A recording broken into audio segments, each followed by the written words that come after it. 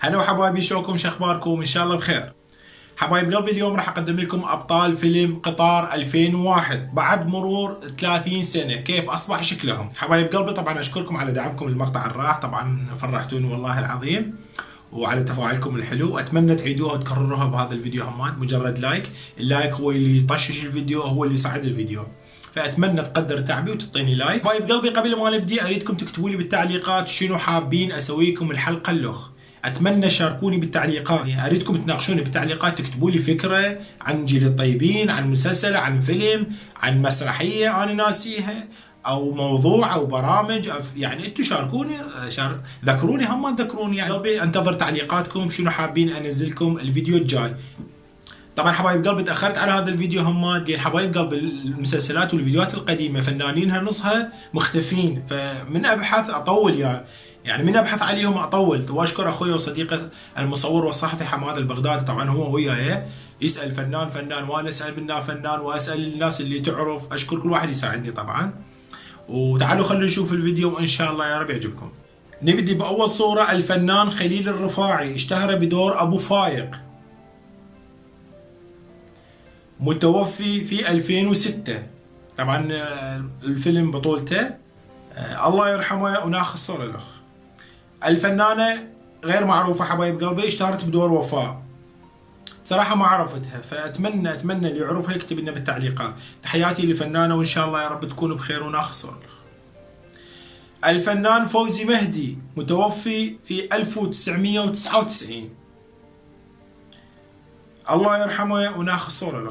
حبايب قلبي، بعض الشخصيات طلعوا لقطه واحده يعني او لقطتين ما يقولون اساميهم، اوكي؟ هو الفيلم عباره عن ساعه.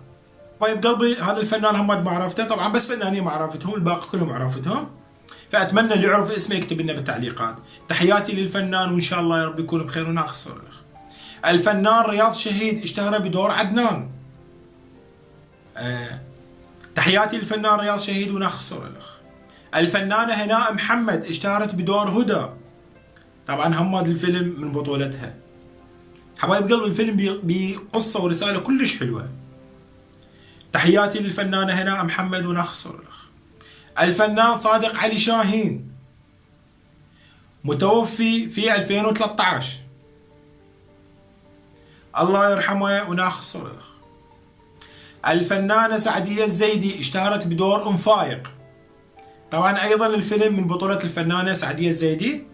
وحبايب قلبي، هاي الصورة ب 2021 لان هي مختفية، وان شاء الله يا رب تكون بخير. تحياتي للفنانة سعدية الزيدي، وان شاء الله يا رب تكون بخير وناخذ صورة.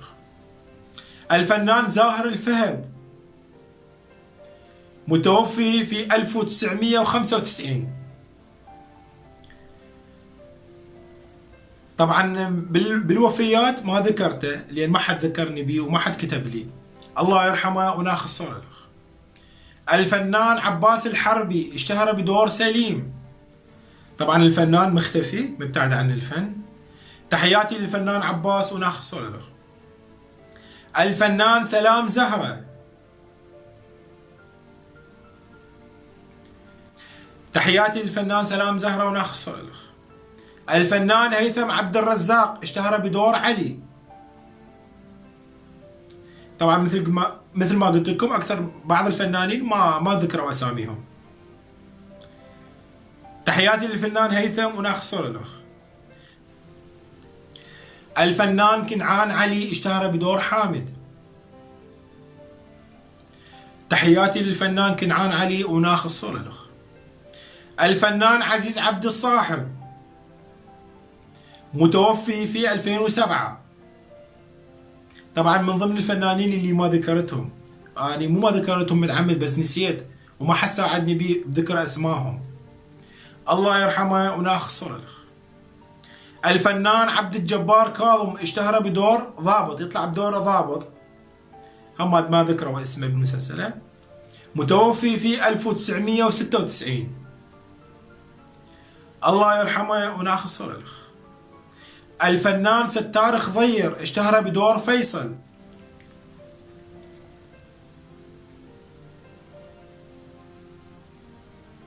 طبعا بعض الفنانين اول مرة اشوفهم شباب. تحياتي للفنان ستار خضير وناخذ صورة له. الفنان حسن هادي اشتهر بدور صلاح. شوف الفنان حسن هادي هنا طفل، هو مسلسل مال ذئاب الليل ترى مسويها، اذا تحبون تشوفوها شوفوها مسويها. تحياتي للفنان حسن هادي وناخذ صورة له.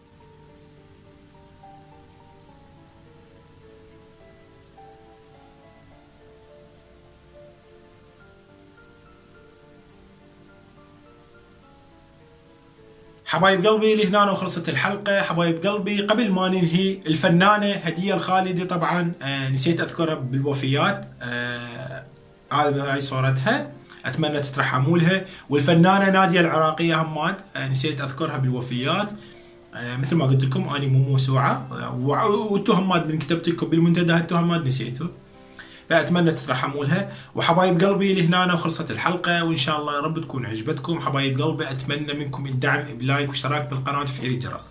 اتمنى وقفتكم وياي، واتمنى اللي ما مشترك بالقناه يشترك بقناتي، واتمنى اللي جاي جديد بالقناه يشترك بالقناه ويدعمني باللايك. وتحياتي لكم حبايب قلبي، وياكم محمد كرم.